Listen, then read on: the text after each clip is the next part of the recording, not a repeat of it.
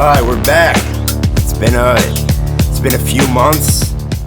A lot has happened, and it feels good to be back in the studio at Old Ridge, joined by two of my closest friends, my associates that I've known for years. Right here, my good friend Sam, aka SC Static, aka the Italian Sammy Sosa, aka Young Larry David, and of course, the captain that steers the ship here at the studio at Old Ridge, the savage, one bad motherfucker, Ben Durland. How you doing, Benny? Doing good. How you guys doing tonight? Oh, it's a beautiful evening here in Warwick, New York, in the heart of the Hudson Valley, and it's good to be back. How you doing, Sammy? Great. This is a comfortable couch, a warm. I don't have as much the privilege of keeping the heat on all the time in my place, so it's nice to be in a warm indoor facility. So it's great. So from 1 to 10, how would you rank that couch? At least an 8.5. An 8.5, really? I mean, in comparison to your couch at home?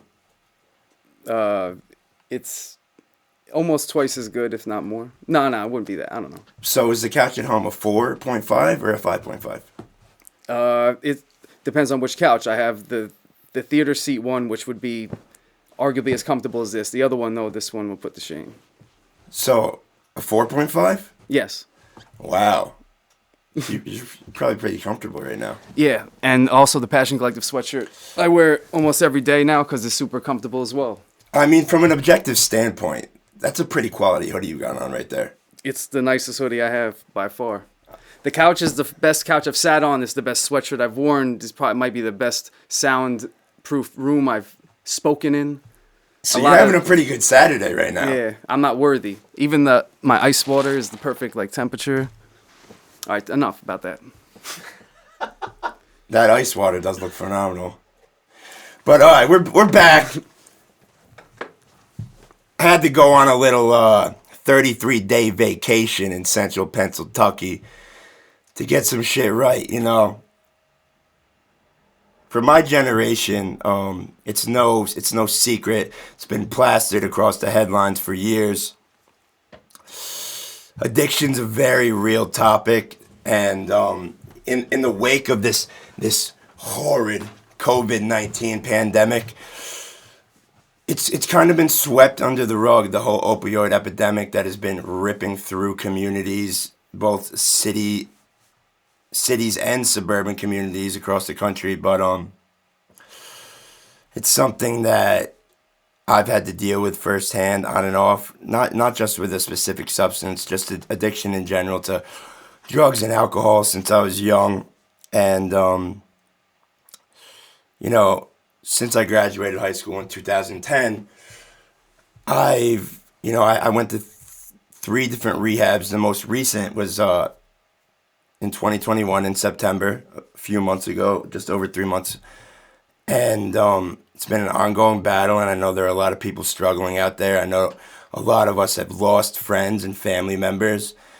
And now I feel a responsibility to talk about it, because what I learned while I was away and inpatient is that the disease of addiction can only be arrested by talking about it. That's why people go to meetings and they do different programs and whatnot, because if we keep our cravings inside of us and we let our minds stir as addicts or alcoholics, we've already lost the battle.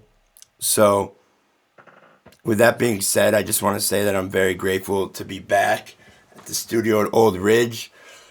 I'm grateful to be with two good guys right now to have a conversation about life and to see where it goes. And Sam, I mean, you've seen it all when it comes to me and my journey. And and we were I was lucky enough to be one of the people you would call from the facility you were in, and we had some really great conversations. And I never memorized the number, but sometimes there would be a number that I'd answer and think it was you, and it wasn't. And then there'd be another number where I'd be like, that's probably not him, and it would be you. And I would lose service at my stupid apartment. He's calling me from this number, and he only has a certain amount of time he can be on the phone, and I'm losing service trying to find it, like walk around the neighborhood. But we had some great conversations, and we're able to have enough reception to really get deep about certain things. And it helped me just to hear that you were doing good, but just knowing that getting off Suboxone was, you said, the hardest thing you ever had to do.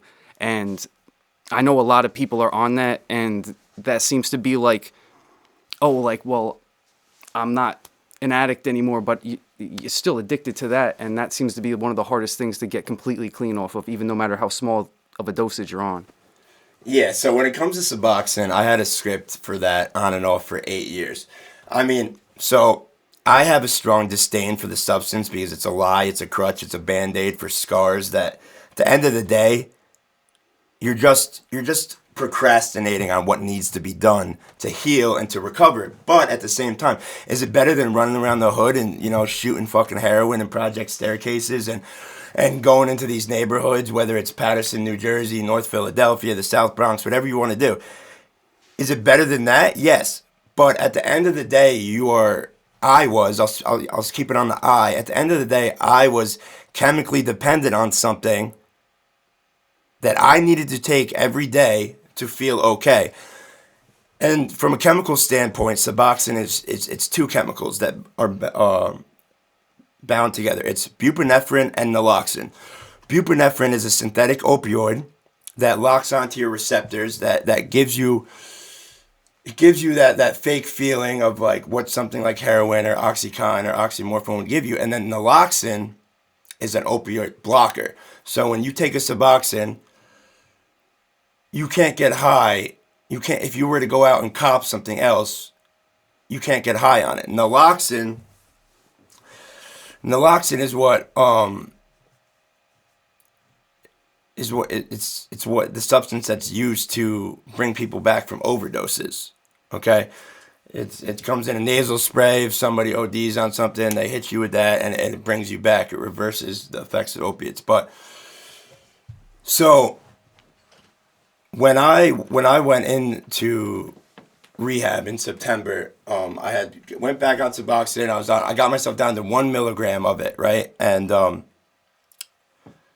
I knew going in there, I was done. My addiction over the years robbed everything from me. I'm talking relationships. Number one, relationships with people who I loved and still love. B, career opportunities, my own talent,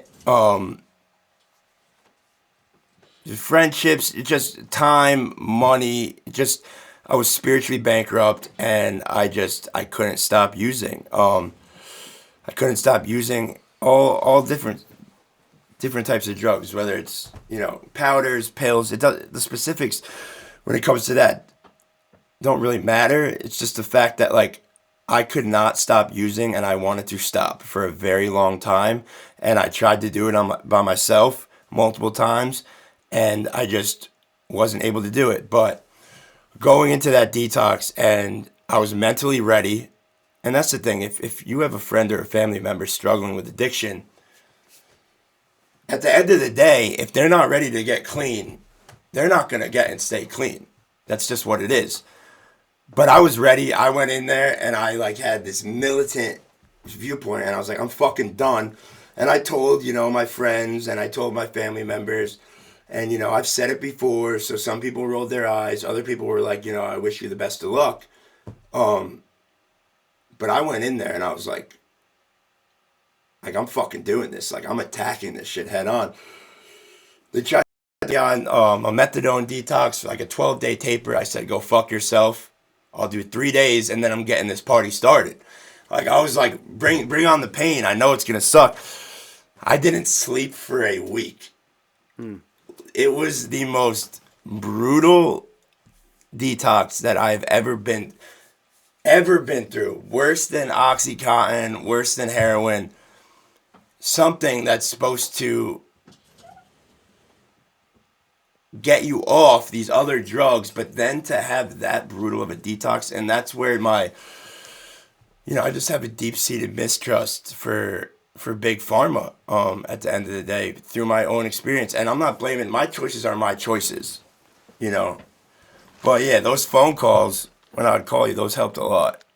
No, yeah, I mean, vice versa too. I mean, you were helping me with my own stuff at the time. But just to hear that, it's like a lesser evil. Like Suboxone is, of course, a better option than doing the real thing. But to hear that it's that difficult to get off of it, and it's concerning too. It's not to the same extent, but like I know parents who have gotten surgeries recently and they're getting prescribed Oxycontin right now, and getting introduced to this, and they have no idea, and they want to trust their doctors, and it's happened to people really close to me, and I'm trying to talk to them about it, and it's like they, sometimes you're labeled a conspiracy head or whatever, but it's like, just know what you're putting in your body, and everything's a business. Everything is to make money. Unfortunately, it's not about, what's right. That's just where we're at as humans. But like, yeah. At the end of the day, it comes down to dollar signs, okay? And, I'm not going to get like too deep into politics and whatnot. Whatever you believe. But like, there are pros and cons to a capitalistic healthcare system. Okay, that's all I'm going to say. And when there are incentives built into prescribing, Right. corruption and greed, which are just inescapable factors of the human condition, come into play, whether it's sales representatives in big pharma, it's doctors, certain factions of government agencies where they sweep stuff under the rug. I just watched a documentary last week called The Crime of the Century on HBO. It came out in 2021, made by Alex Gibney, a brilliant filmmaker that specializes in documentaries. 2-part docuseries, and it just maps out the whole opioid epidemic in America. And it goes back to the history of opiates and heroin in general, like all the way back to Egypt, Alexander the Great, then of course the Opium Wars with China and Great Britain, and then how America got into it. Like, some of these families, like the Roosevelts, this is fact, they made a lot of money off of opium. And they made a lot of money off people being addicted to opium. So this isn't anything new, this whole playbook. It's, it's been around for centuries, but these companies, Purdue Pharmaceuticals out of Stamford, Connecticut. Yeah, Purdue. Yep. They got a medical officer in the FDA, met with him privately. The medical officer's job in the FDA is to review the substance, the drug that they're trying to get approved, to review it and write out everything. Purdue gave the medical officer the review. So they wrote it themselves. He signed off on it. And then, boom, the floodgates were open. This can be researched. It's pretty widely available. It's known by anybody that's done any type of research on the topic. And the two decades that followed, the amount of deaths, the amount of overprescribing, and these doctors were just incentivized to prescribe these extremely potent opioids, heroin pills. That's what they are, for common chronic pain. So Right. originally these substances were used for cancer patients and people that got very serious back surgeries and whatnot, to then be put on for a short amount of times, or if they're on their deathbed, to give them comfort. Then, boom, like that, the switch flipped, and they were fucking doling these things out like candy. Do you think they knew how harmful it was, or they were just told to do it and it's a new drug, so they're doing it? Or you think it's knowingly, or it's like they were just told, oh, I'll get paid more, I'll get bonuses, because that is what it is. I actually mentioned it in a song, Legally Prescribed, on my Uncle Sam album, and I had people coming up to me saying they saw it in a TV show. I guess it was in another TV show, too, that it was documented the truth about them being given incentives to prescribe it for bonuses. The drug company Purdue specifically. Yeah, so when it comes to that, I think it's both. On one hand, from a marketing standpoint, it was brilliant what they did. Like I'm into marketing, but like with that being said, it's evil. Right. As fuck. They basically said that pain is now the fifth vital sign, and that there's this new thing called breakthrough pain, because they lied and they said that an Oxycontin pill will last for 12 hours. As patients' tolerance built up, it wasn't lasting like that. So then they said to doctors, oh, your patients are experiencing breakthrough pain. Tell them to take more. Tell them to take more. These patients, these poor, naive patients there were people that got up to like 1,200 milligrams a day of Oxycontin. That could kill like all three of us if none of us have opiate tolerances. It happened in my own family. Really? My own family. I won't say I don't want to breach anyone's privacy, but within my own family, someone was, it happened where they were legally just got so physically dependent on Oxycontin, had to go to rehab for pain. Damn. Literally that exact story. That's what I'm trying to prevent actually right now with a close family member. I'm not trying to give the information on, and it's the same thing, and we caught it early enough. Everyone has a story. I had the severe reactions that wanted to rip their skin off and gouge their eyes out. And they had a condition where they're not supposed to move because their foot, you know what I mean? And they can't sit still, and they want to, and it's like they're so unfamiliar with that, and they don't know why it's happening. Like, that's what's scary. It's like they don't know why, and they're scared. And who knows? They could have died that night. And it's like, this is because of a doctor, like, unprofessionally doing this, not even checking what the person was already on, because it conflicted with another pain medication with a T I was telling you about. Tramadol. Yeah, and it's Tramadol. like that stuff. Yeah, so there's so many different names, and you want to trust your doctors, but you got to be skeptical enough to like know. I don't know. So, okay, one argument is that, do I believe that some doctors just wanted to help their patients and were naive and they were just listening to what the pharmaceutical companies were telling them? 100%. I don't think that, a lot of these doctors were like knowingly wanted to like ruin the lives of their patients. They just...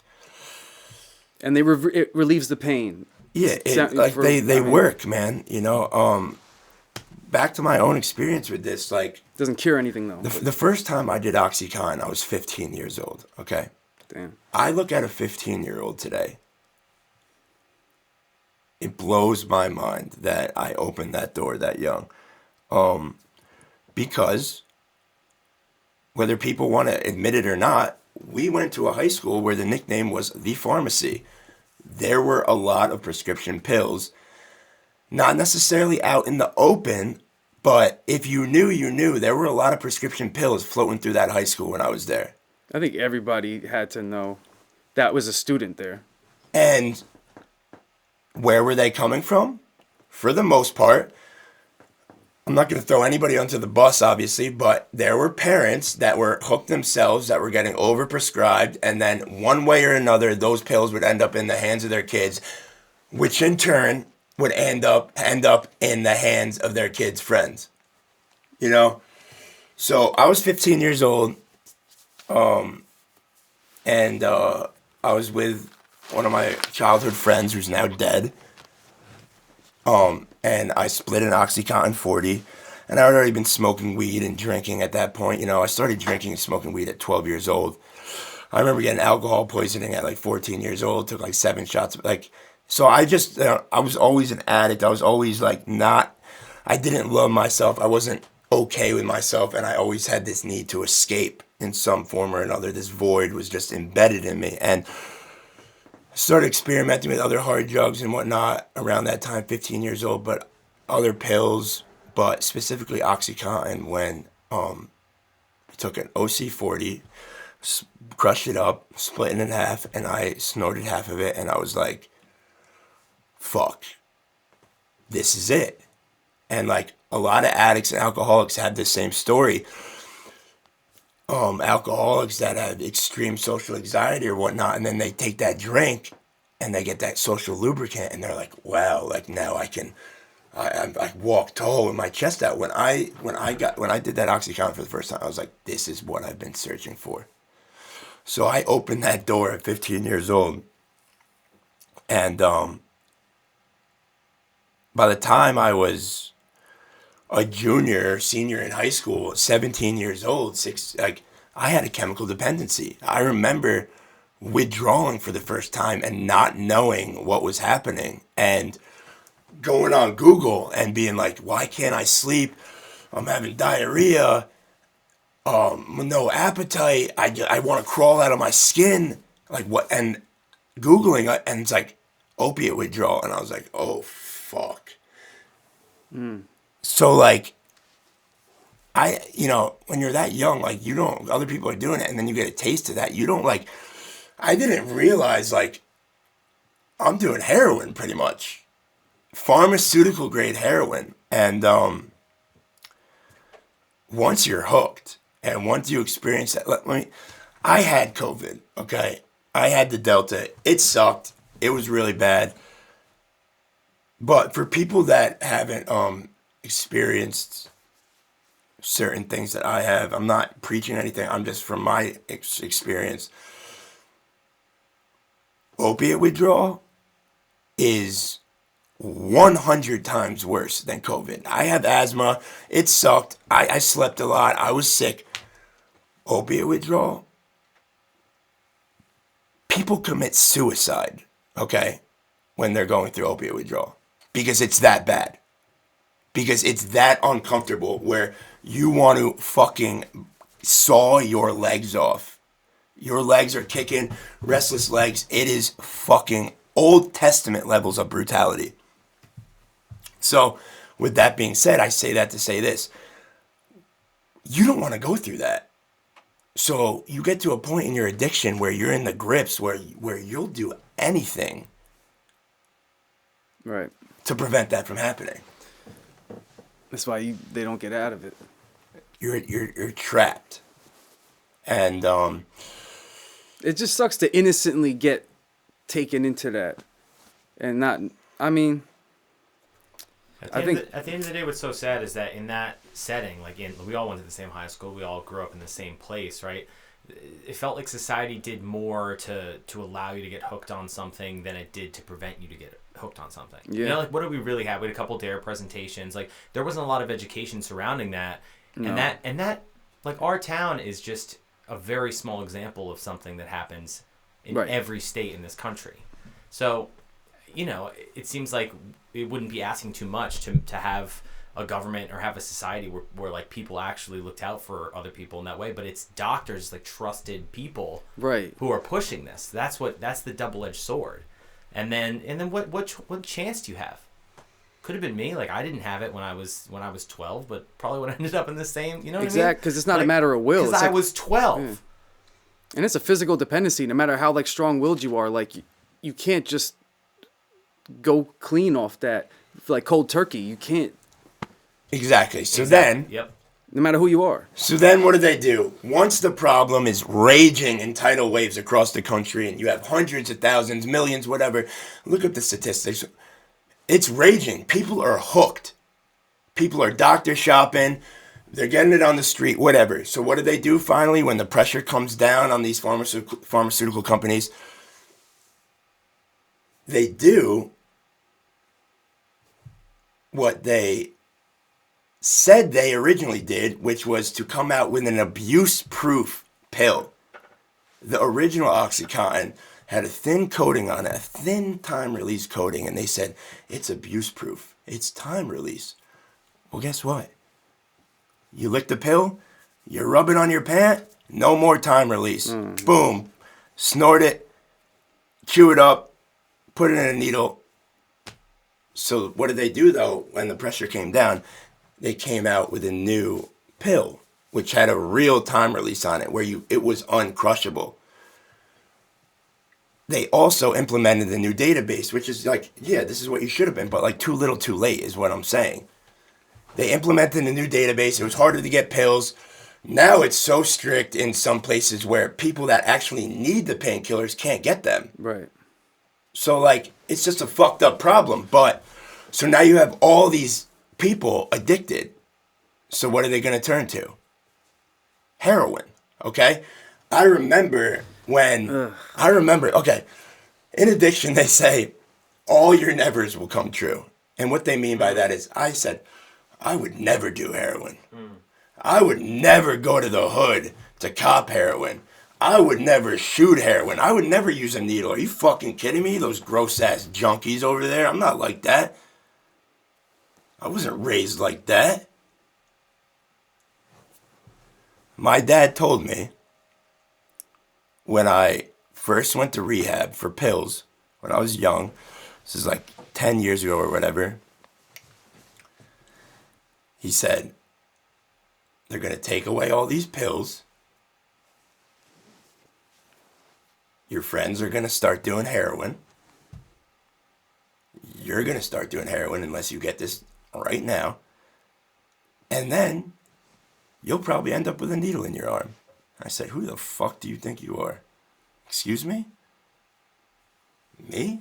No. And what happened? I started doing heroin. Because once you have that taste and you're dependent on it, and the prices, because scarcity came into play, because it was harder to get pills, the prices on the pills went up. And then you get this pill that you originally paid $20 for, and now it's $50. But then someone's like, here's a $10 bag of heroin, and it does the same thing. Addiction's expensive. It's hard to keep up with a habit when you don't got a career and you're a young kid. So people started doing heroin. My friends started dying. And eventually, I told this story privately, but I'm just going to say it now. There came a day years ago. Thank God I haven't done this in years. Thank God. Because if I never stopped, I'd be dead right now. There came a day when I was so dope sick. And I couldn't cop. And somebody that I grew up with said, I have 2 bags I'll give you for free, but you have to let me shoot you up.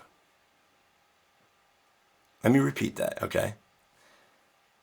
I had never done that. I would never go out and get a needle, and we're getting real right now. I would never do that. I would never think to do that. But, so he said that. I said, what? I said, bro, that's fucked up. That's evil. Misery loves company, though, okay? And I said, fuck you. Click. Tried to get something. I didn't have a car. This person was in town. Blah, blah, blah, blah, blah. And I called him back. I was so dope sick. And I was like, I'm coming over. And I sat there. And I closed my eyes. And I went like that. And he hit me. And just like that, another one of my nevers evaporated into thin air. And looking back on that, I mean, that's just so fucking sad to even like experience that and be put in that situation. But it's part of my story and I own it. And, I've made a pact to myself, whether I'm speaking about this subject or I'm writing about it, to be brutally honest. And because I don't want my past to own me. And I know there are people out there that can relate to everything that I've said so far and that I will say in the future. But so just like that, another door, another trap door. That's what they say about rock bottoms. They always have a trap door. It can always, it can never get worse than this. It can always get worse. So this was years ago. After that, man, shit got dark fast. I was running the streets in neighborhoods that some of these nice little white kids that I went to high school with would never, ever go into. And I don't blame them. I had no business being there. But I was a fucking junk box at that point. And craziness, man. Craziness. And when I went to rehab the second time for that, I remember this time I was going to do things differently. This was it. I had this in the bag. I was going to go to sober living when I get out, and I was going to go across the country, and I'm going to California. I don't know anybody in California. I don't have any connects. I can't get anything. I'm done. I'm fucking done. This is what they say when it comes to addiction. Wherever you go, there you are. Geographic switches do not work when it comes to arresting the real guts of this disease called addiction. So I went out there, and it didn't work. It didn't work because my roommate out there was from out there, and he was using. And I justified it. I'm from the East Coast. I'm used to getting China white. Out there, it's Mexican black tar. I just got to try it, for experimental purposes. And also, like you said, you weren't even ready to get clean. No. That time you went into rehab. Like this last time, you said was the only time that you genuinely did it because you wanted to and because you had enough. It wasn't like you were forced to or like sent there or like, oh, I should do this. It's like, no, you have no choice now. You're going to die or you're going to get better. And like, you're back. I mean, there could have been another trapdoor. I think it would have been your casket if there was one more. Because you were right there this last year. Twice at least. Yeah, we'll get to that. Fuck out of here, man. It's like, so, I don't know. So, I started doing black tar in the sober house, right? I'm reading the Red Hot Chili Peppers, the Anthony Kiedis Scar Tissue book. I'm out there in Southern California.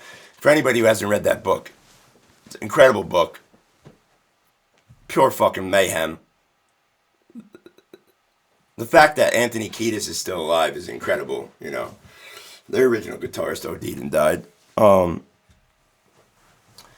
But I'm reading it and I'm living it, and that's the thing with me. I was always, since I was young and I was in high school, I always felt like an outsider, and I was always attracted to chaos, and I was always attracted to dark creatives, people that really experience pain and really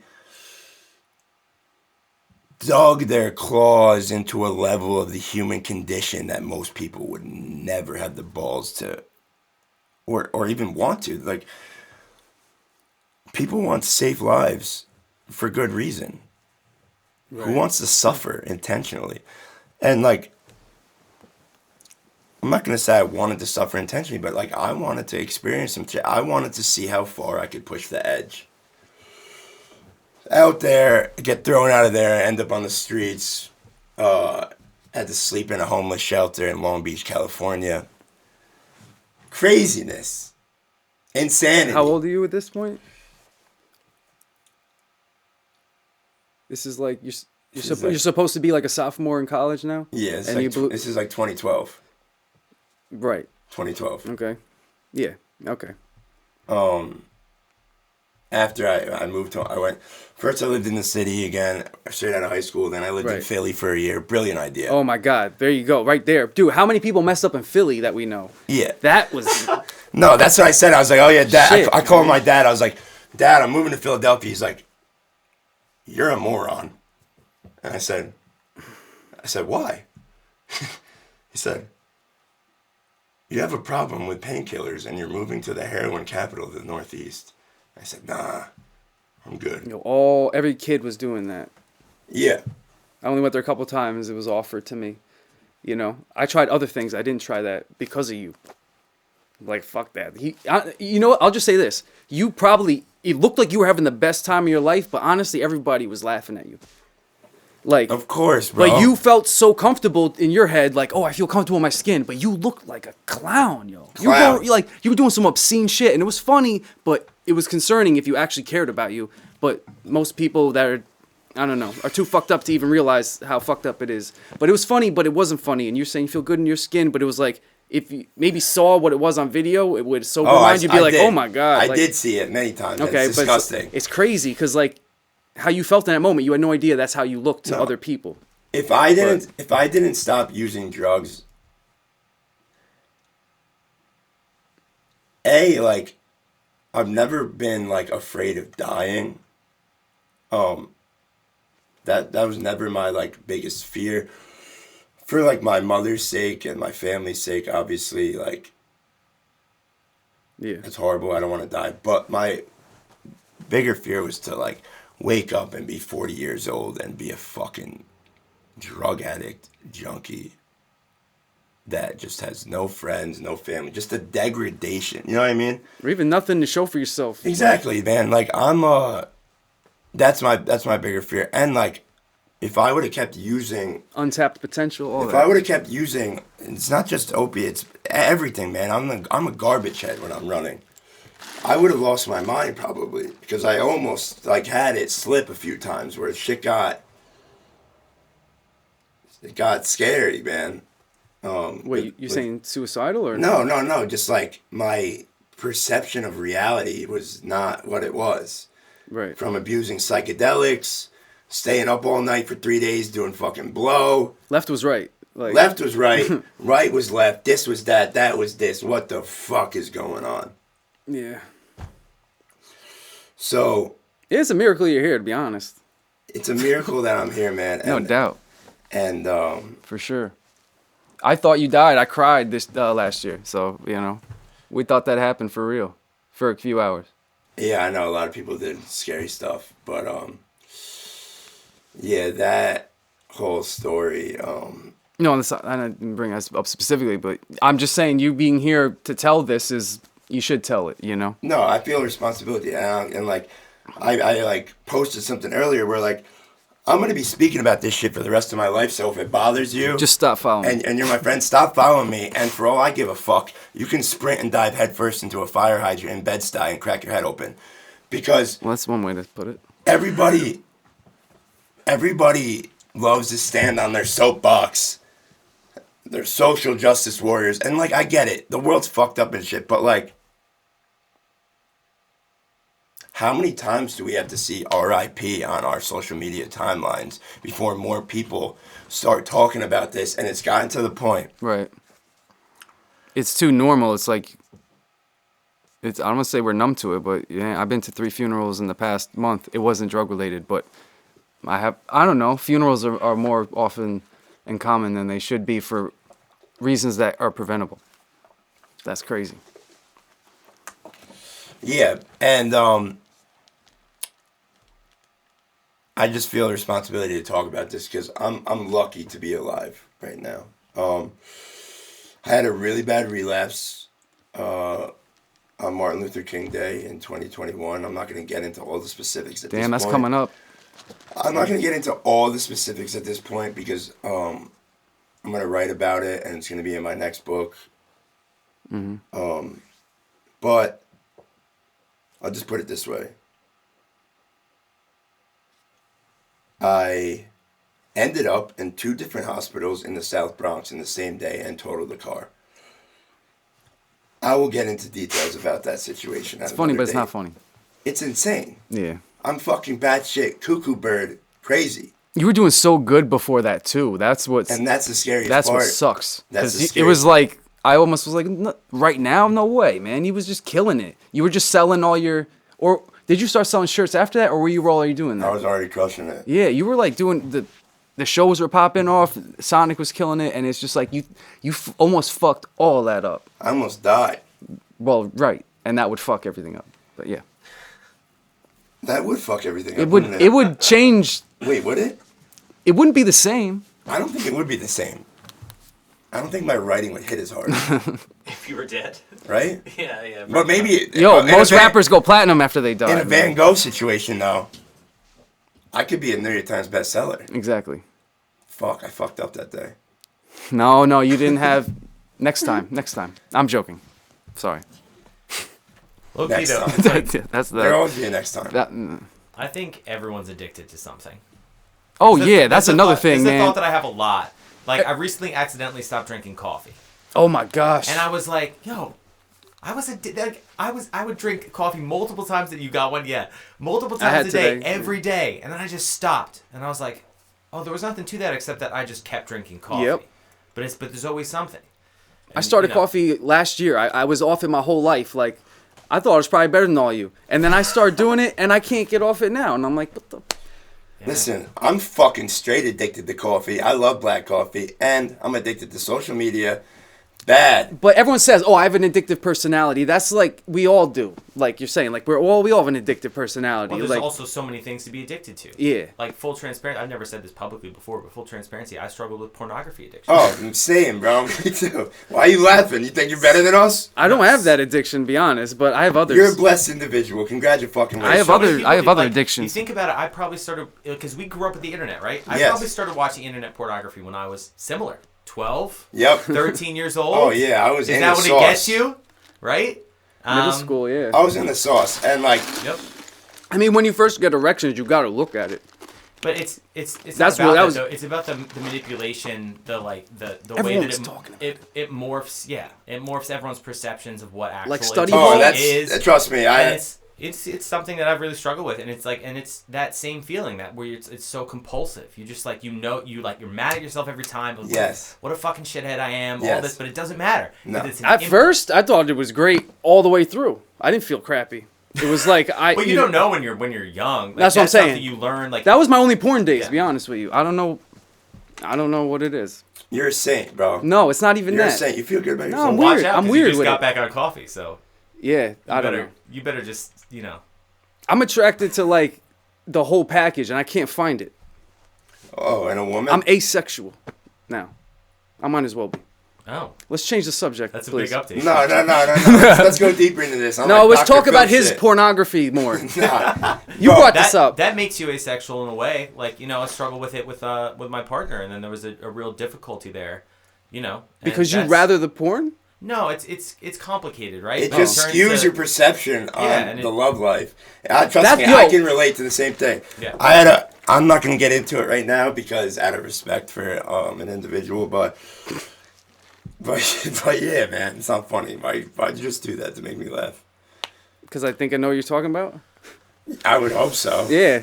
Until you said that, I was like, wait, do I know it? No, yeah, it's Okay. fucked up. It's not good. I'm a fucked up individual. Addiction's real. Porn addiction, sex addiction.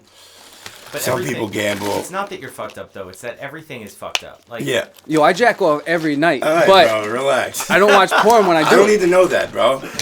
It's but just maybe like, the people want to know. I use my imagination, I guess. That's really my thing. Yeah, you gotta. I'm an you gotta- imaginative guy. That's perfectly healthy. You're creative. I have aren't to you? pretend about something fake because it's not going to happen in real life. So, the Because imagination. you're asexual, Exactly. right? So Not by choice, actually. let's get to your imagination. So, Boy. Where'd you start here, have man? you ever heard the song "Puff the Magic Dragon"? Yes. Of course. Are you a fan? This is like Meet the Parents. Are you a fan? Yes. It's a song about an innocent boy with his dragon friend. Really? Maybe it's about Puff and Tree. I don't know. That's what they said, right? They meet the parents. Yes. And if it is, then I could probably relate to that song more than I realized. How much weed do you smoke in a 24-hour basis? It depends on the day, man. If I'm working, I'll wait How till many after. blunts do you smoke on an average day? All right, weekday or weekend? Give me both. All right, on a weekday, if don't have obligations after work, I'll do at least 3 blunts probably. On the weekend, I'm doing 4 or 5 probably. But I'm writing a rhyme, or I'm editing a video, shooting a video, or like doing something. And then at the end, if I feel accomplished, I'll throw a vinyl record on and do it for pleasure. But for the most part, I do it Creatively. to create. But I find now that I only use it for the final process of the writing process. Everything else is thought of sober. I outline the song and like get all that. And once I get the direction, then I'll like smoke and have fun and put it together and like have like, I don't know, the flow comes better to me that way, but not the ideas necessarily. But like I used to be, I had a crutch for it. I would have to smoke in order to do anything creative. Now it's like I have a specific purpose for you now, but I still abuse it for sure. But like at the same time, I'm very productive with it, and I love what I do every day, man. I love what I do every day, regardless of the result, regardless of money, anything. And that's probably where I'm in the position I'm at, because I put no promotion into anything or any of the business side. And I'm learning about it, and I'm realizing, oh, wow, I'm not doing any of that. No wonder. That's a problem.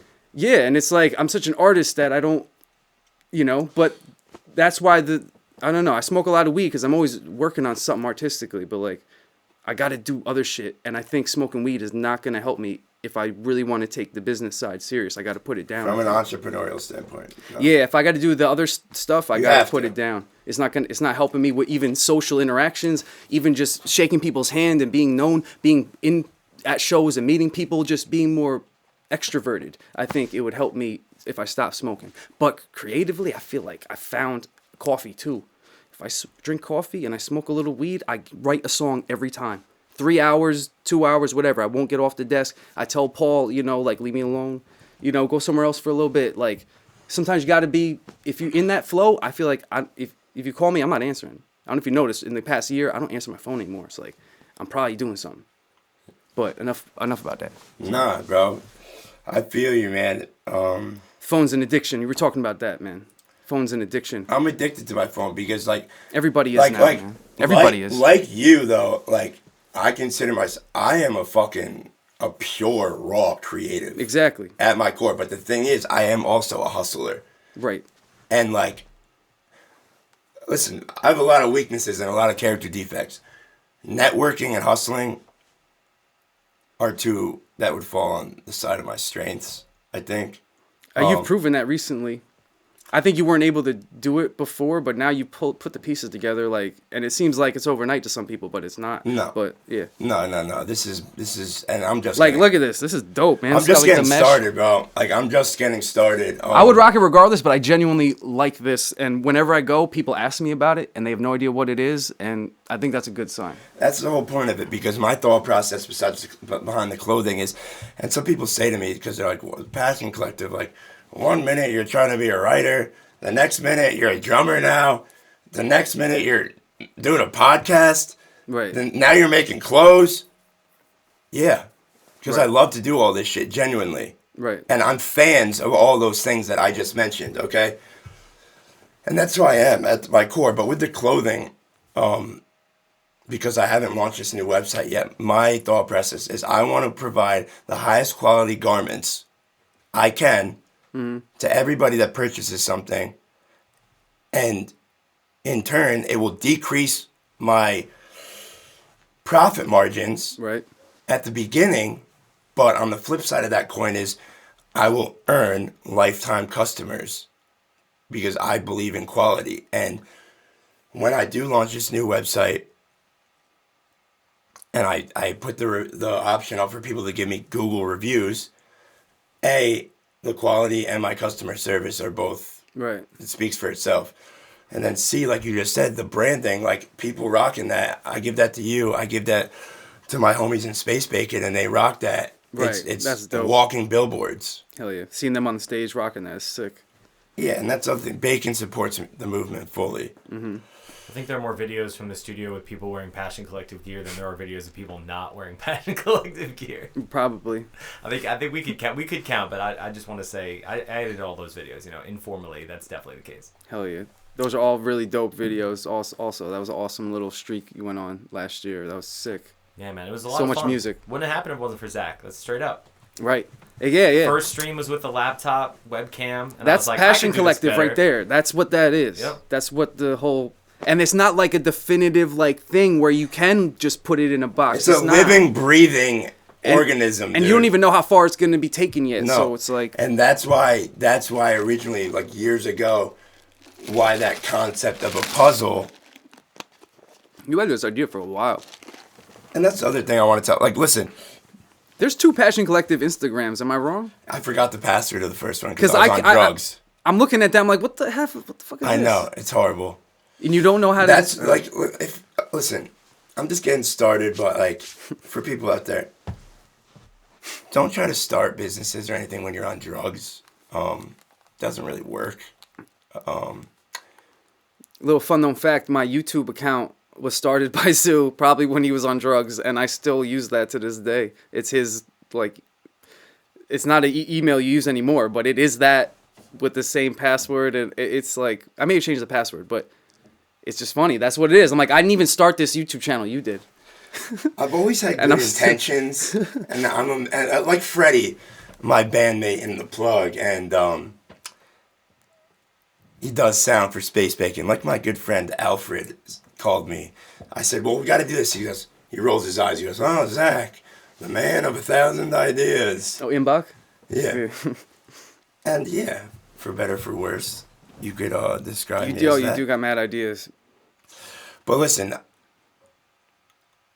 I fully believe in the Passion Collective. I fully believe in what I'm going to build. But to get back to where this started, I needed to audit my lifestyle, and I needed to get completely clean and sober off all drugs and alcohol. I now have over a year since my last drink. My last drink was New Year's Eve, 2020 into 2021. It was a bottle of vintage 2010 Dom Perignon with one of my old... Restaurant? With my girlfriend at the time, Kat. Oh, yeah. And after that, I was like, no, I'm going to put this down. I have, I think 115 days completely clean off all mind-altering substance at this point in time. Hell yeah. I needed to remove myself from the outside world and put myself into rehab. I did that for myself. Because I was done. I got brought to my knees, and I wanted out. The gift of desperation, that deep-rooted feeling of despair. So I went in there, bumblefuck Central Pennsylvania to a hill. I come in there, and you probably fit right in. There were a lot of New York people from there, and people like to make fun of me and oh, Mr. New York, blah, blah. I'm sorry. No, you wear it, yeah. I'm sorry. It is what it is. But I went in there and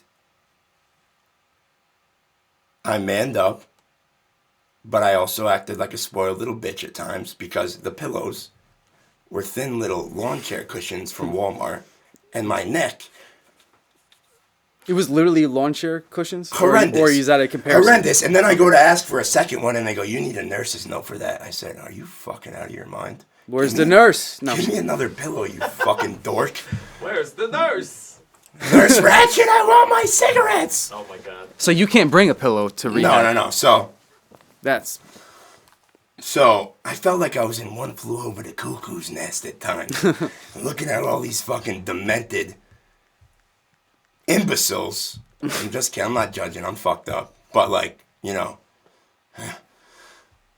It's a great movie too, by the way. I love that movie. Yeah, great movie. But I'm looking around and people are on psych meds and whatnot. And I'm not judging. I was just under those fluorescent lights, and there were times.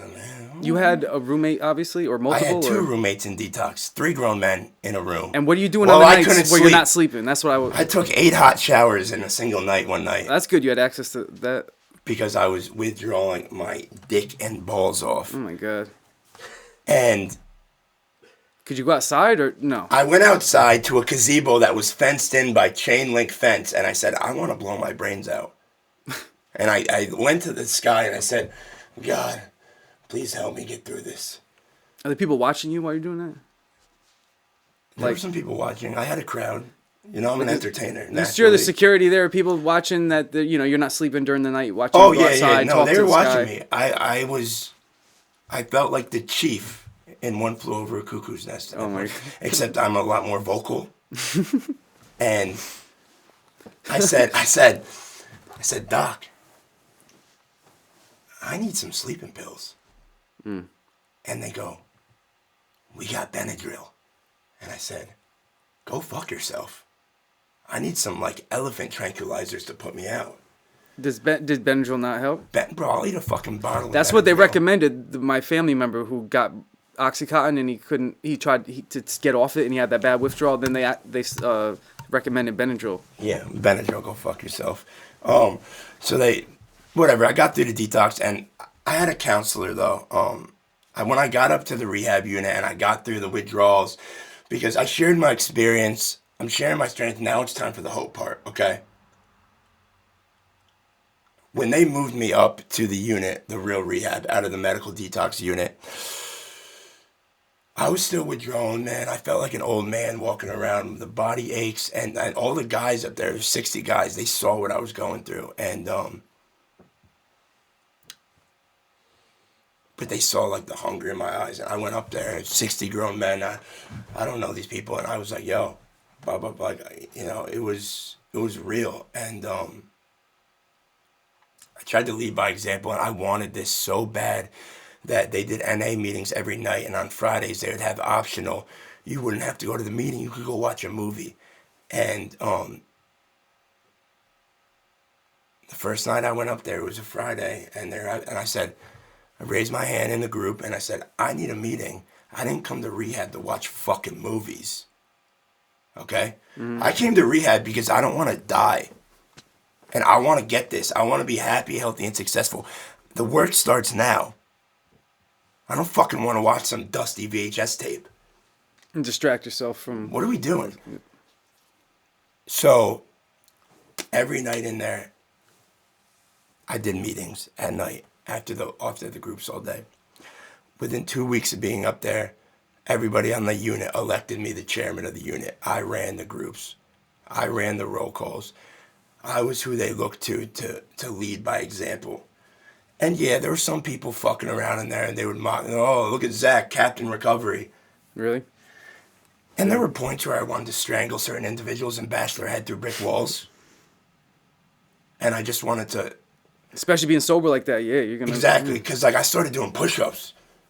You got to release that. I started doing push-ups. I started hitting the gym. Did they have a gym there? Yeah. It was like from 1982, but it's whatever. And I started doing push-ups, and I was like, oh. And then with no drugs or anything, I can be intense sometimes. I know that about myself. But when people say, and they literally, oh, Captain Recovery, I wanted to bitch slap some of these kids because they're punks.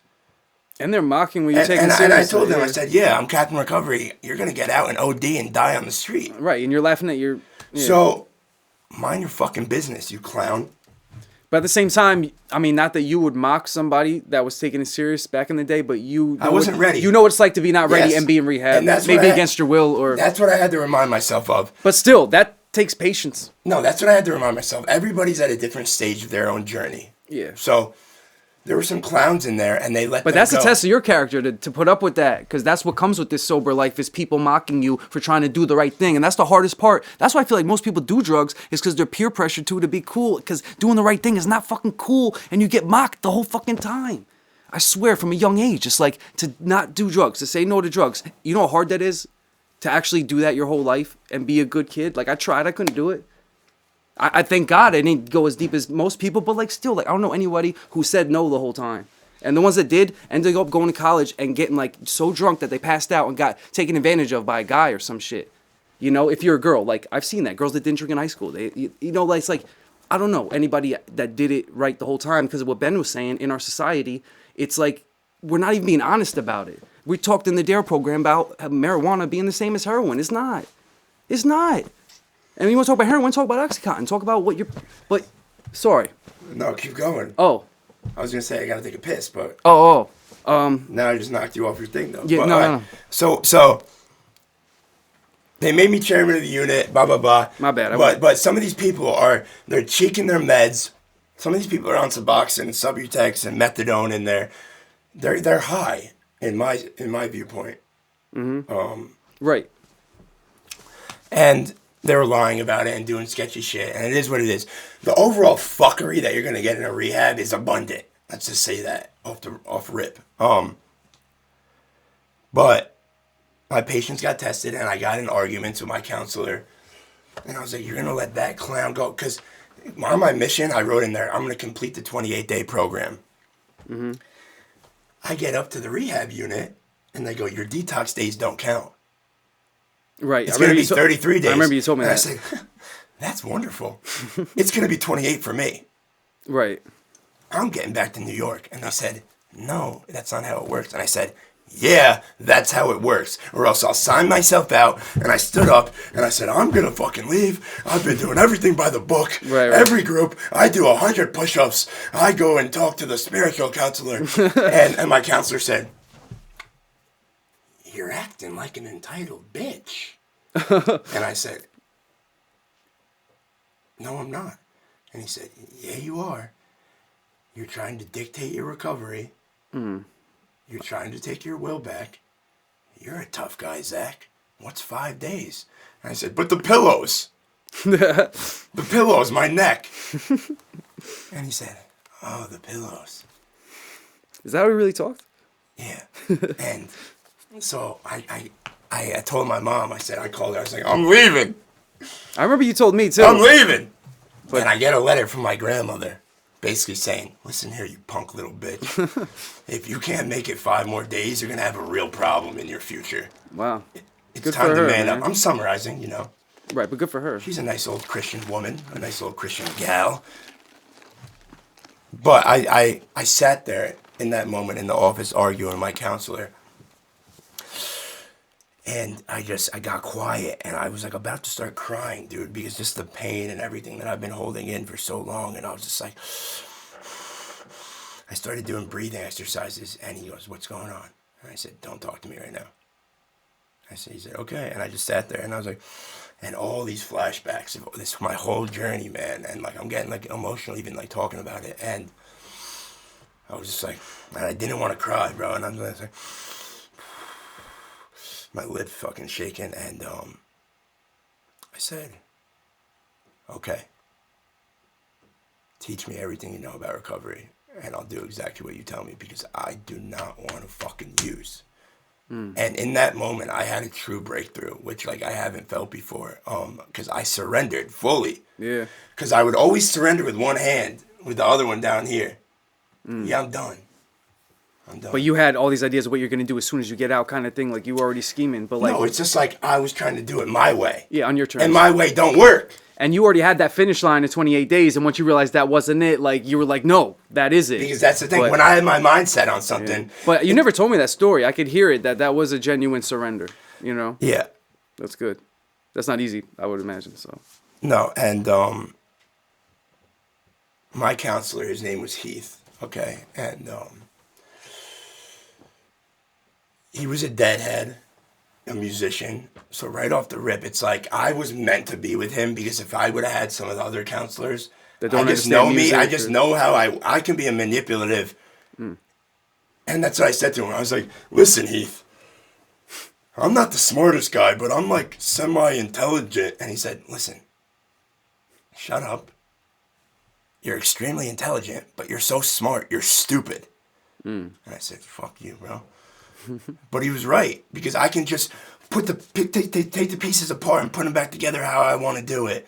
And I can manipulate any situation. These people aren't as smart as me. I don't care if they got degrees from this place. They don't have the street smarts. They don't know how to bend things for...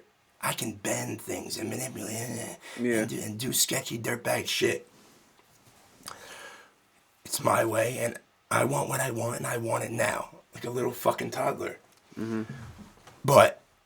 like I was going back to, I've always been attracted to dark figures, people that have really experienced extremely painful situations. And I'm drawn to them, and I listen to them, whether it's writers, musicians, just, I listen to what they have to say because they've walked through the fire. Like Bukowski said, what matters most in life is how well you walk through the fire. And I believe that. My counselor came home from the bar one night,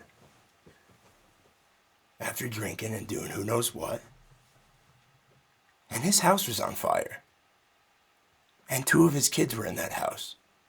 And they died. Okay? What? So,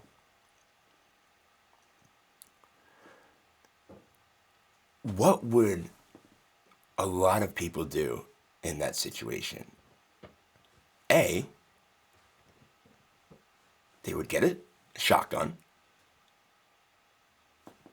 and they would swallow a 12-gauge shotgun shell. The fire was random, or? I don't know the details, but he wasn't there, and they died.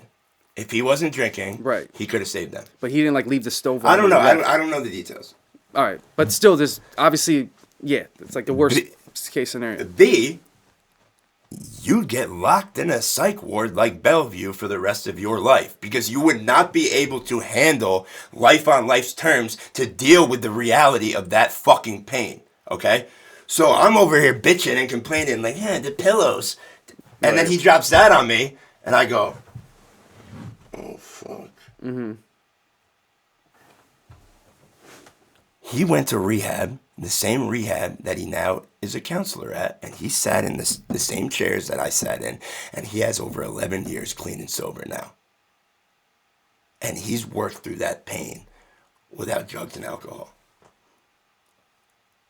So, when he spoke, I listened. Right. This is a man who I have so much respect for, and when I left, he was actually building a music studio at the rehab. See. I helped him unload. He went out to a music store, bought a drum set, all this equipment, and I told him, I said, I'm gonna stay clean, and I'm gonna come back here one day, and I'm gonna help you with the music program for like a week. He's like, I'm gonna hold you to that. That would be dope. And I said, I'm going to, because I would be in his office showing him my music, and she's like, oh.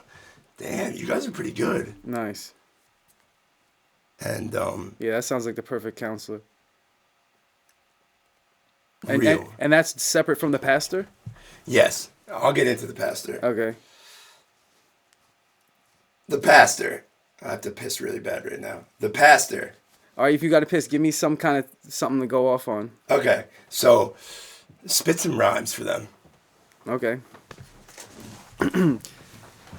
Yo. Check it. Since I was 5, I was favored by design, demonstrated the divine, educated through the rhymes. Spent my childhood in hiding, dedicated to my grind, meditated to my God. Music opened up my mind. A poet to the page who writes a verse every day. I'm a showman to the stage, cause my work is my play. Reverse, living backwards, I learn from distractions. Converse through the track list, my words are my actions. Clever craft, there's a method to the mad. Hypochondriac who's gotta make an effort to relax. I create songs at a rage to stay calm. I perform for free and lose money to make songs. My closest homies are the ones who I can't trust, who take drugs while my pen turns to a paintbrush. Beggars could never be choosers in the end, spewing his phlegm, so even when I lose I really win. I sat on the blacktop, stood on the stool, then learned more from a fool than any book in my school. You gotta have no conscience to get dollars, as both private and public college forbid knowledge, producing meaningless managers of incompetence and mathematical geniuses lacking common sense. Then ingest the novices become the stars, while leaders behind bars and followers in charge. It's all wrong, but too hard to defeat. Greed, the strong go along with the sheep while the weak lead. Commercially rich, but lyrically shit. Some of the most physically fit are spiritually sick. From a system inflicting us all with pressure, power shifts until the victim is the oppressor. It's complex, but yet so simple and sick, cause some saints turn the most sinful. It all changed, yet everything is the same. Damn, bars on deck. What the fuck you know about that, boy? Woo! What the fuck you know about that, butt dog Bobby? Yeah, BDB. Butt doggy Bobby. But, yeah, that was a verse off a song called True Lies off my Antithesis album. It's like it's kind of like the, yeah. No, that fit perfectly. But, all right, to the pastor. So. Oh, yeah, to the pastor. To the pastor. So, this is a good pastor. I'm on this hill in central Pennsylvania, a.k.a. Pennsyltucky. There's probably KKK meetings going on in the woods around there. Really? It's I don't fucking know. It's bumblefuck, bro. I don't know. Maybe I'm just delusional. I came in there and I bitched about the pillows, and then we get to the cafeteria real Speaking quick. of pillows, it's a nice one. That's a nice pillow. Like armrest. We get to the cafeteria. I like food. What was the food like there? Culinary expeditions excite my soul.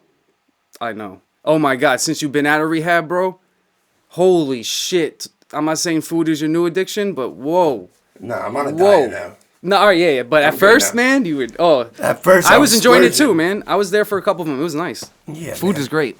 I'll keep going. So I'd go into the cafeteria, and some of the meals were questionable.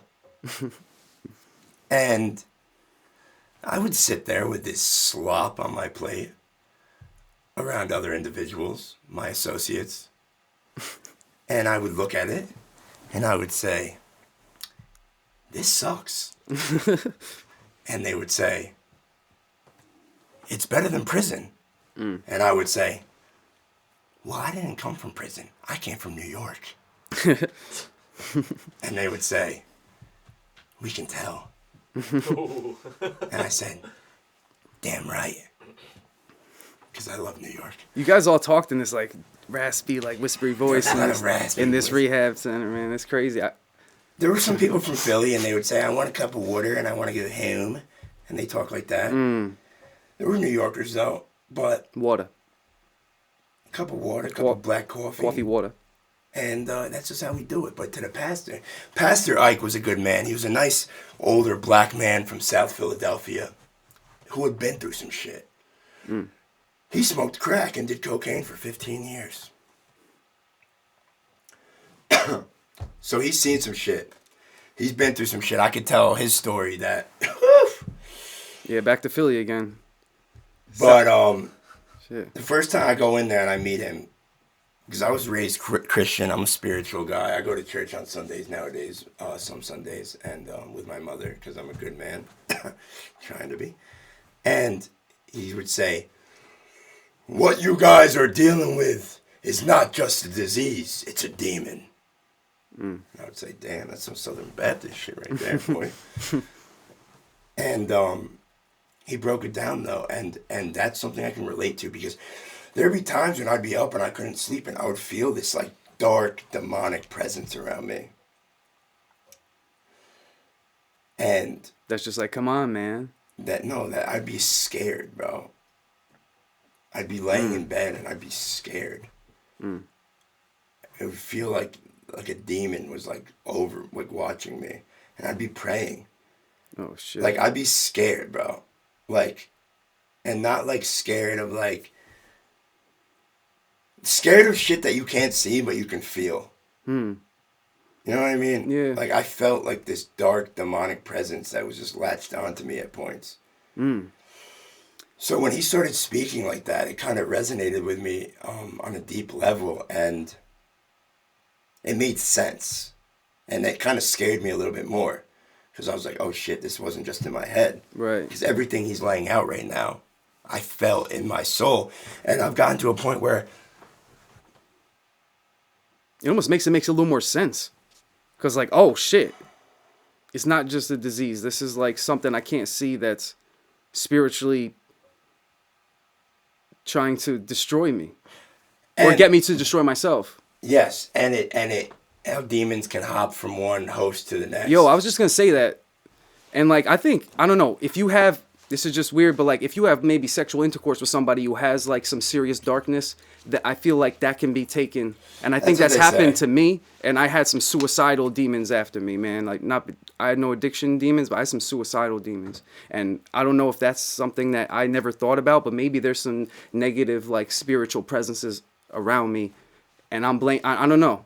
But whatever, man. No, that's what they say. Don't rule it out. Don't rule anything out. And that's what they say. And even to the disease thing, there are some ignorant ass people out there that they scoff at the whole idea that addiction's a disease. It's not a disease. Cancer's a disease. Read a book, you fucking goons. And at the end of the day, it doesn't really matter what you think, whether it's a behavior thing or a disease or a demon. Yeah. It's a problem that is killing hundreds of thousands of young people, okay? Everyone wants to bitch and complain about COVID-19, Omicron, Get a fucking grip, okay? Yeah. The CDC just released statistics that fentanyl overdoses are the #1 cause of death for Americans from age 18 to 45, okay? It is kind of crazy. You don't hear about any of that stuff anymore because the COVID is taking over the headlines of everything, and, like, we don't hear about any of that kind of stuff as much at all anymore. Listen. Like, it's not even a problem. And not only that, but like texting and driving kills more people than drunk driving. Like, we don't talk about that enough. And like, mad people text and drive still, and that kills a lot of people by accident. Imagine killing somebody by accident because of that during, like, you know what I mean? That's one of my worst fears, like hitting somebody by accident, and you got to live with that forever. Like, we saw that case where that guy was going to get 110 years or whatever. Like, dude, that's just scary, man. Like, technology too, we're so reliant on it. Like, accidents can happen all the time that are out of your control, and it's no one's real fault. And it's like, shit. On top of it, like you're saying, what that guy had to live with, your counselor, like, they're people, and you don't know people's stories. Everybody has a fucked up story, and you don't know what it is. So just don't be as quick to be a dick to them, because maybe that's coming from a place of some serious pain or trauma, and they can't even verbally express it, or they haven't talked about it. I mean, I deal with it all the time with certain people. I'm like, yo, you need to talk about that. That's not going to manifest into anything good. And like, we're just so taught to like not speak about anything, especially like my parents' generation. It's like the fathers can't show vulnerability. It's like, get over that. Like, that's going to kill you.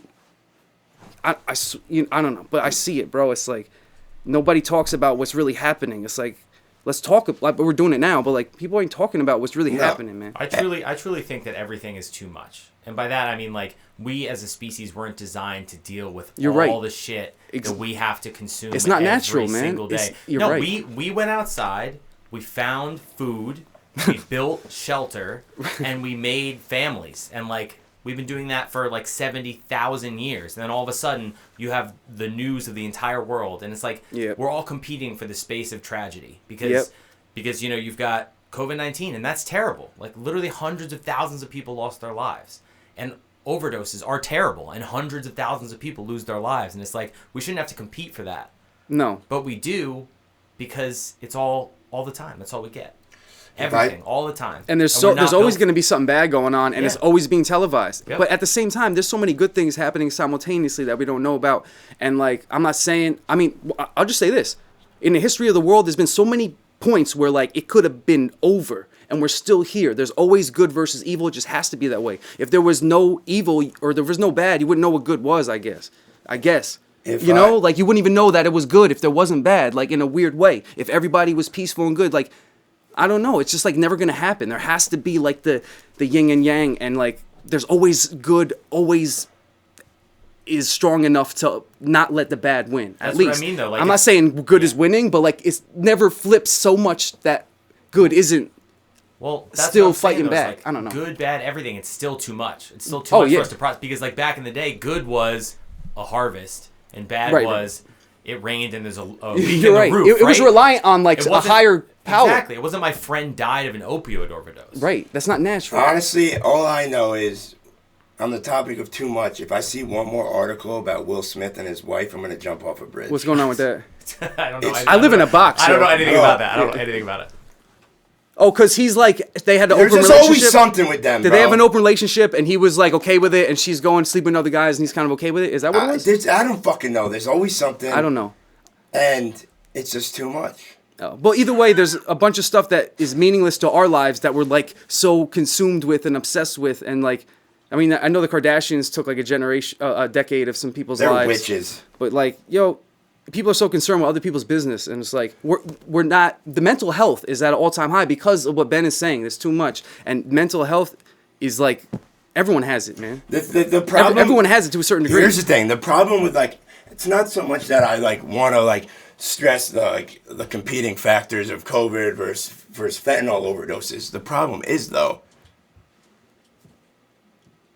there's a narrative. This new variant, Omicron, isn't killing people like fentanyl is killing people, okay? A. B. There's a lot of people out there. Has drug use gone up since this pandemic? Yes, I would assume. Spiked. I would assume. Suicides, all that. Yeah, a bunch of programs, everything closed down, okay? There's a lot of people out there that live in their bubbles and they think, I've never done an opiate in my entire life. That doesn't affect me. You know what I mean? Right. Fentanyl doesn't affect me. Right. It's being found in everything. Okay? There's a story, you can look it up. A party on Long Island. Somebody breaks out blow, okay? And they break out lines. There was fentanyl in the blow. They do their lines. 6 people drop dead on the spot. Damn. Off just doing some casual cocaine. You know what I mean? They're finding it in MDMA. They're finding it in ketamine. These are party drugs. Right. You know what I mean? College These kids aren't are like doing that. junkie drugs. And one slip up, somebody's first try, could be it. Done. That's even more fucked up. Like, they didn't even have a chance to become an addict yet. It's like you just skip right to A to Z. Yeah, and so I feel responsibility to talk about this, and I'm going to continue to talk about it, and like It has to be like universally known that it's not cool to do it. Don't fucking do it. No. And like, it seems like it's at a point where you just like out of our control. It's just gonna keep happening. That's what it feels like. yeah, it's just Not to be pessimistic, but it's like, how do you prevent it from happening or from the first place? so Like, with fentanyl too, which is interesting, is it all started. Everyone was doing heroin, okay? right. Heroin comes from the earth, comes from poppy plants, whether it's in the Middle East, whether it's in Asia, gets processed. And That's another thing. We can't grow it in the United States. I don't know, people maybe do, but like Johnson & Johnson has 70,000 acres in Tasmania and Australia. Right. I mean, And they incentivized all the farmers to switch to growing poppy. They then genetically modified the plant to create a super poppy, and they're making pharmaceutical grade heroin. But with the fentanyl, so fentanyl is much stronger than heroin, okay? Everybody got hooked on heroin, and then the heroin became harder to get, okay? Yeah. Because it comes from, you need the poppy. You can synthesize and create fentanyl in a lab, okay? So the price of a kilogram of heroin skyrocketed. The price of a kilogram of fentanyl dropped. Fentanyl is much cheaper. yeah. Much cheaper That and a always- lot more deadly, That's always a factor. okay? Dealers don't give a fuck about lives. Dealers give a fuck about their bottom That's dollar. what you said before about Oxycontin becoming harder to get, so people went to heroin because it was cheaper, and then flip-flop, now it's Now it's heroin. the fentanyl. And yeah. I mean, yeah, of course, it makes sense. Is it easier to get and it's cheaper, you're going to get it. And so now you go to most corners in these neighborhoods, whether it's, in Jersey, Patterson, Newark, or like in the Bronx or Philly, it's all fentanyl now. It's not even like heroin, okay? And it is fucking, people are dropping like flies right now. Already on my Facebook over the course of the past 3 days, 2 different RIPs, 2 different overdoses. Really? Yeah. Damn. They're young people from 25 to 35-year-old, okay? So it's just very real, and everybody has a story. And I know like this subject and everything we've been talking about is dark and morose, and guess what? But it's just real. And And it's happening at all different levels. Like we were saying, unfortunately, we know people that are grown-ups who were like basically unknowingly taking something that was going to be completely addictive and harmful to them, and they were trusting a professional, Exactly. And then you got the other side where you got kids. Like, how do you get through to kids to not do that shit? And it's like, I was a kid and I was told not to do shit. It made me want to do it more, and we know this. So like, I don't know, honestly, how to get through to kids. They have to almost fuck up to learn for themselves in a way, but it's like, we don't want them to fuck up so much to the point where they can't come back. And like with me, I feel like I was able to balance it right, and I'm one of the few that didn't take it too far, but like it's so easy to cross over, and like I did a couple times. Like I did ketamine, got in a K-hole, I thought I was gonna die. You know what I mean? Like, fuck that K-holes shit, man. It's a horse tranquilizer. I didn't know that. If I knew that, I wouldn't have taken it. That's what I'm saying.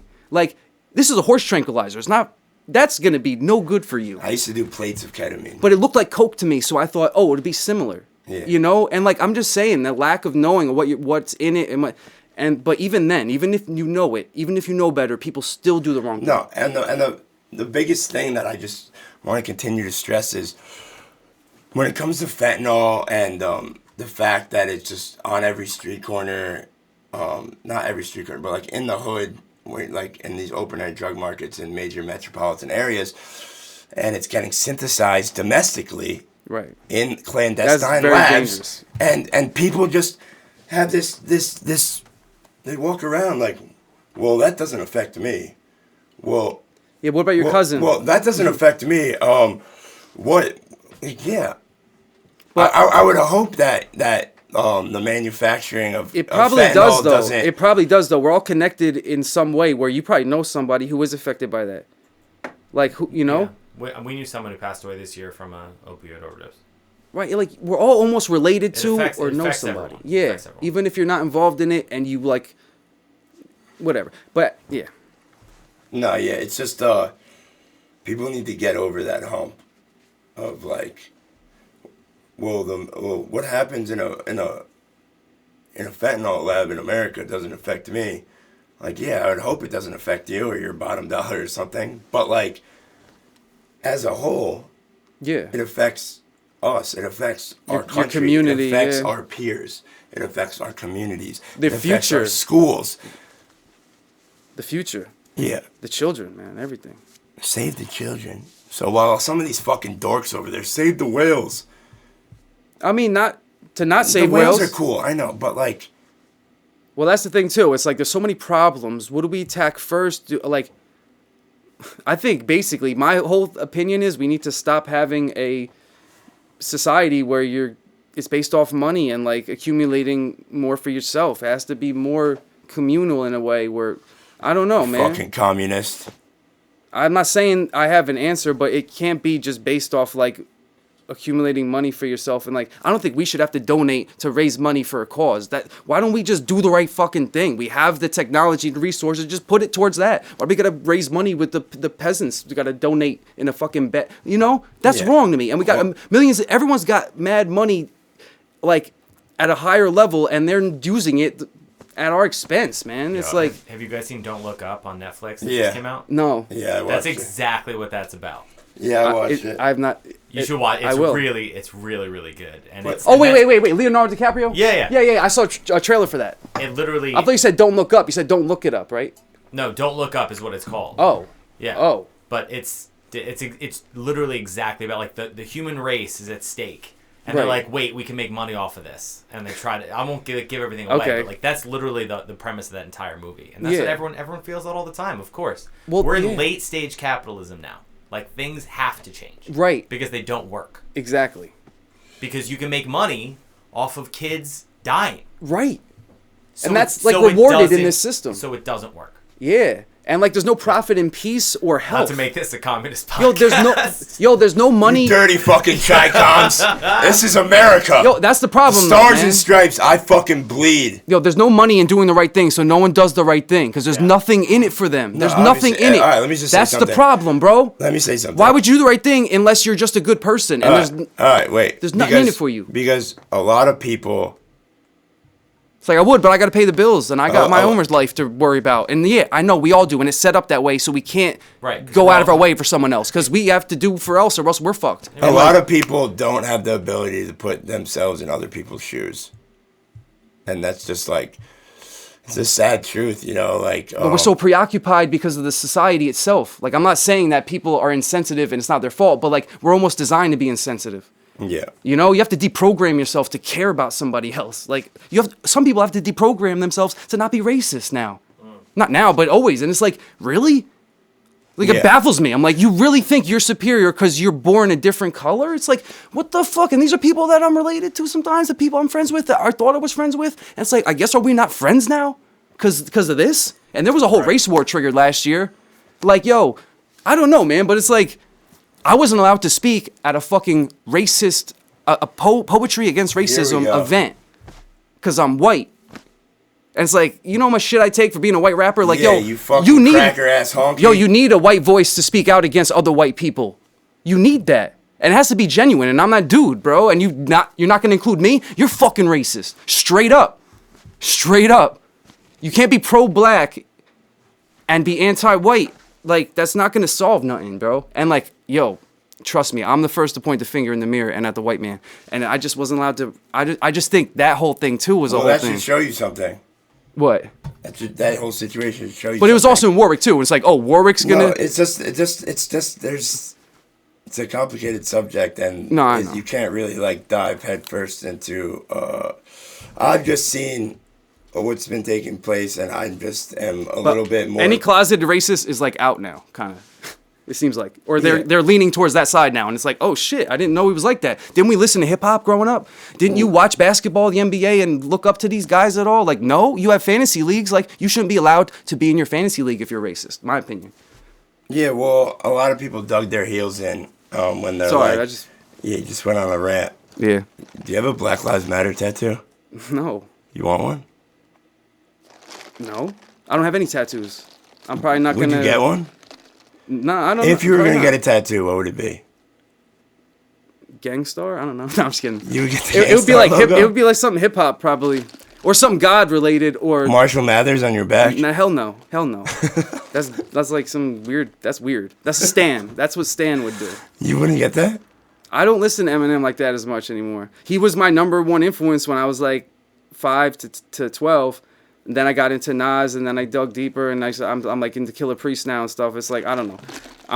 I'm finding new influences every year, so it's like I'm not gonna get anyone tattooed on me besides maybe something that symbolizes the universe and like I don't know, man. I don't even know what that symbol would be. I don't know what my beliefs are. Like my song "Man versus God." Like I'm trying to actually have an open conversation about what's really going on here. None of us know how we exist. If you don't know how we exist, therefore everything's a joke. That's a joke theory. Yeah, not everything's a joke, but like. All the things that we take seriously are not to be taken seriously because that doesn't matter in the long run. And I've been to funerals recently and I see that. And the impact you have on people through regular day-to conversations, like that's what matters. And like all the people that have died that I've been to the funeral, it's because, I think I've said this, like they completed their job. Like they were who they were and they stuck true to themselves, to everybody they were with. And they figured out like Liam Regan, man, he figured out what life was really about, man. I think Evan McNulty had that from a young age too. He just like he was so beyond the bullshit, you know? And like... Stop swinging the water bottle around in the mic. Oh, sorry. But, yeah, I think you're taking... The good die young, you know? Not many dickheads die young. I just say that. I mean... But you could argue, I'm sure... Evan was a wild boy. Yeah, but he impacted so many people because he didn't need 80 years to do it. He did it in that short time because I'm learning how to impact people like him because I'm not there yet, you know? Like, I haven't given who I am like Liam did yet.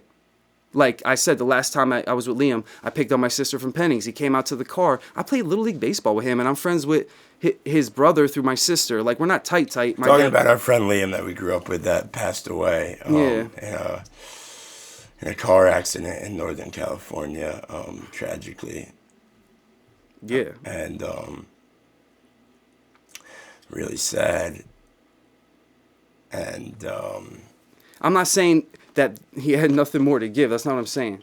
But like in every moment, he almost did what he was supposed to do, like with that interaction.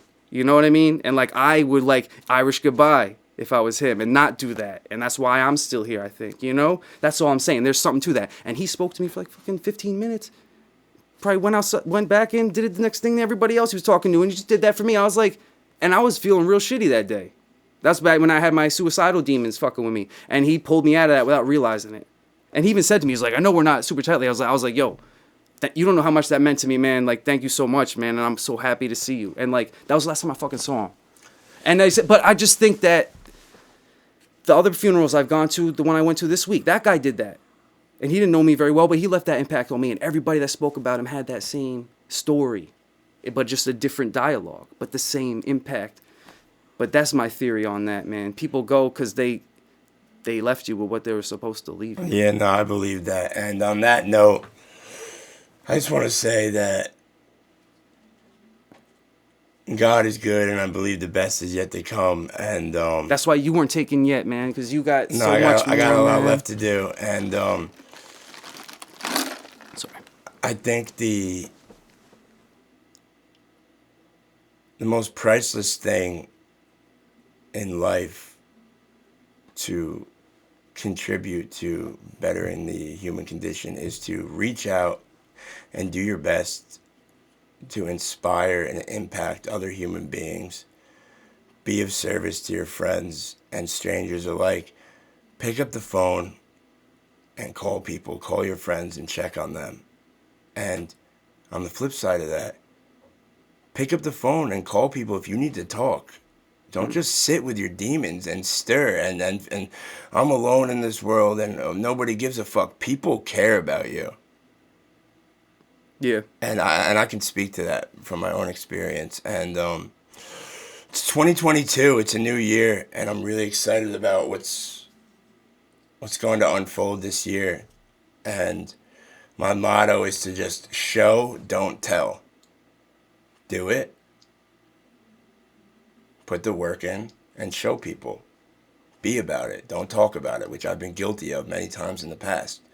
So with that being said, I'm just going to keep this ball rolling. I want to say thank you to my good friend SC Static and Ben at the studio at Old Ridge. And we're going to be doing a lot more of these with a bunch of different guests this year. Music, culture, current events, addiction, recovery, anything and everything that I feel like talking about. So, thanks for tuning in. Have a good one. No diggity. Thanks for having me.